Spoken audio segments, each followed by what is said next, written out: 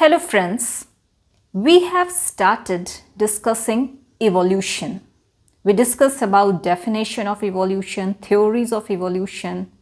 Then we discussed about Neodarwanism. You can refer my videos to understand these. The link is given in the description box. Today we are going to discuss about evidences of evolution. So what are the evidences and methods that underlie the process of evolution? These evidences are from multiple distinct areas of biology and geology. We will discuss them one by one. First is the geographical evidences. It is the study of distribution of animals and plants, that is flora and fauna, on this earth in space and time. Species of animals, each peculiar to any island, but with a remarkable similarity to mainland form.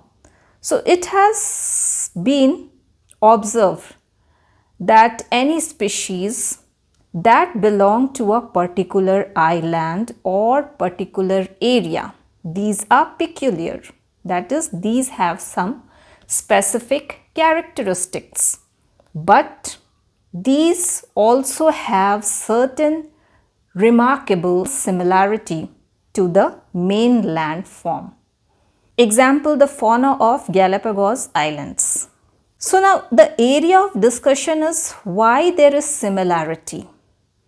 It means there is common start from a pre-existing closely allied species. That means the peculiar species of any island or any specific area has developed from the common ancestors, and due to the separation of that particular area or the migration of these species to the particular area, they are far from the mainland, but their ancestors are common. And why there is differences, that is why these are peculiar.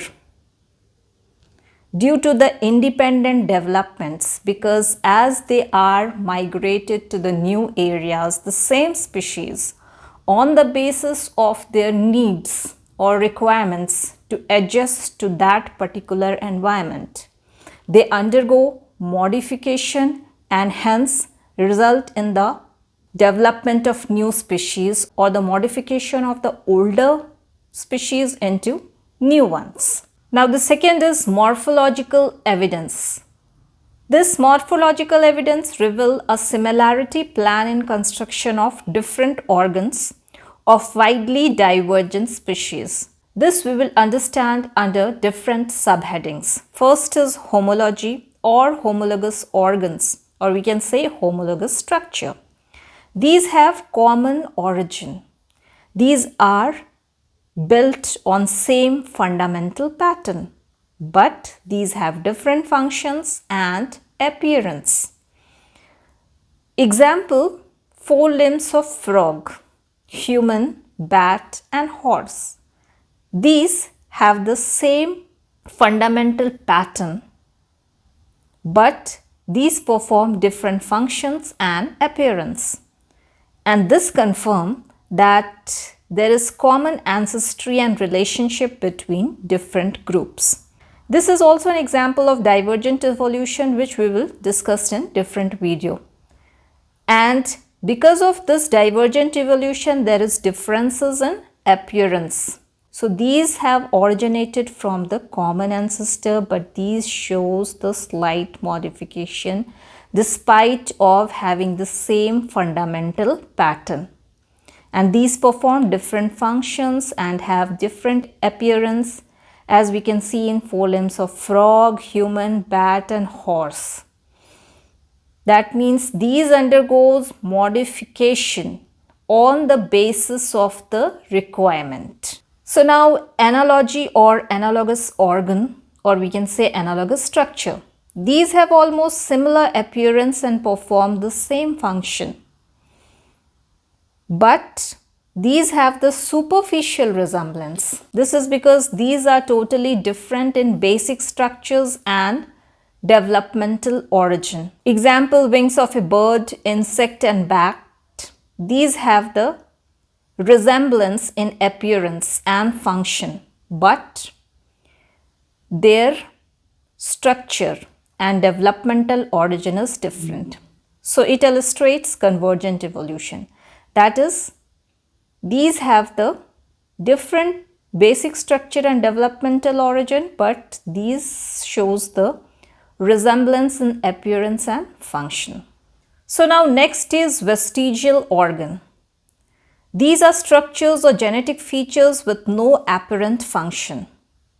Example, presence of pelvic bones in snakes and whales, rudimentary eyes in cave fish, vermiform appendix and nictitating membrane in human.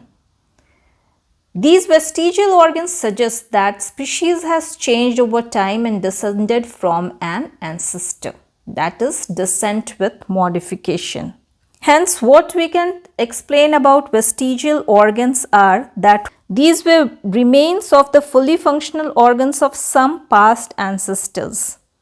That means these were earlier functional, but now these are non-functional, undersized and degenerated in the course of time. That is, it explains descent with modification. Now the third is embryological evidence. It can be understood by biogenetic law or recapitulation theory, which says ontogeny recapitulates phylogeny. It was given by Ernst Haeckel. It means embryonic development, which means ontogeny repeats the history of a species or race, which is known as phylogeny. In the early stages, it is difficult to distinguish the different embryos in different animals. Therefore, this suggests an intimate relationship between different species or races in the development from more general, the less general, and finally the specialized characters appear. We can understand it with this figure. It shows the embryonic development of different vertebrates. There is remarkable similarity in the early embryos of different vertebrates, which later become less similar, and at last in the final stage specialized characters appear. Hence, in the early stage it is difficult to distinguish them, but in the final stage we can easily distinguish them. This shows the embryonic development of fish. This is of salamander. This is of tortoise. This is of chick. This is of rabbit, and this is of man. So now fourth is evidences from paleontology. It is the study of past life based on fossil records. What are fossils? These are petrified remains of impressions of organisms that lived in past and got preserved in the sedimentary rock. It is the direct evidence, while the other evidences which we have seen earlier are of circumstantial nature. Hence, it reveals the time course of past evolution. Many fossils give us clear idea about the evolution of different classes of vertebrates and fill in the gaps between two different groups. These are called missing links. Example is Archaeopteryx. It is a missing link between reptiles and birds. And with the help of missing links, evolutionary sequences of major vertebrates are represented as fishes, amphibians, reptiles, and from reptiles, birds and mammals. So on the basis of this paleontological evidence, we can conclude early fossils from various islands are not much different. There is certain similarity present. This indicates that they were once interconnected. Later on, the pattern of Earth changed, and these changes were described as the continental drift or plate tectonics, means the different islands separated from the mainland, and hence later on the species of any island evolved independently of the species of other islands or mainland. Hence, fossils became more and more different, and latest fossils and present fauna and flora of different islands is much different. So this is all for today's video. In the next video, we will discuss natural selection in detail. If you like this video, please hit the like button, share it and subscribe my channel. Thank you.